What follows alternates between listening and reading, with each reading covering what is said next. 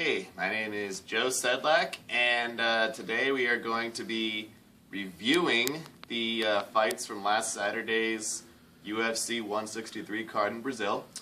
Right now, going to look at Anthony Perosh versus Vinny Magalhaes. Now, there's not much you can really say about that fight because it ended very quickly.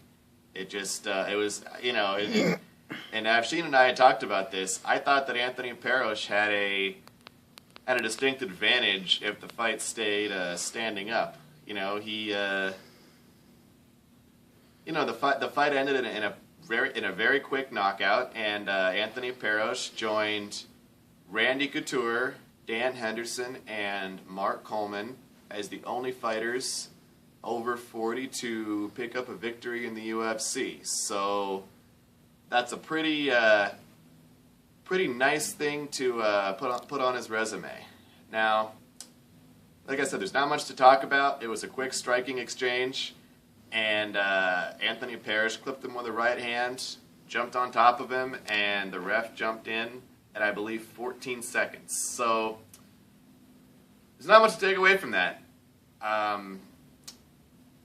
He lives to fight another day in the UFC, and I personally would like to see him take on the winner of Ovince St. Provost versus Cody Donovan, because those guys are in about the same level in the light heavyweight division, and also style-wise, it'll be a fun matchup.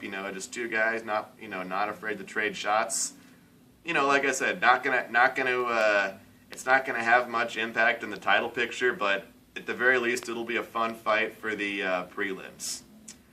And something else worth making note of is that after the fight, Vinny Magalhaes took off his gloves and set them down in the cage, which, for those of you who don't know, that is a gesture that is commonly associated with retirement. Now, I don't know if I would put too much stock in what could have been just an overly emotional, head rush just a reaction by somebody who just got punched in the head several times and lost in a particularly humiliating and frustrating way.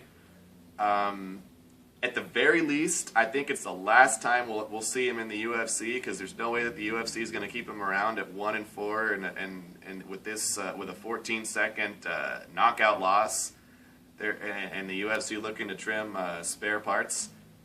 I don't see how they keep him in the UFC. So I think at the end of the day, if he's serious, if it comes out that he is in fact retiring, then we wish him the best. We wish him the best, and if not, maybe we'll see him in World Series of Fighting or Bellator.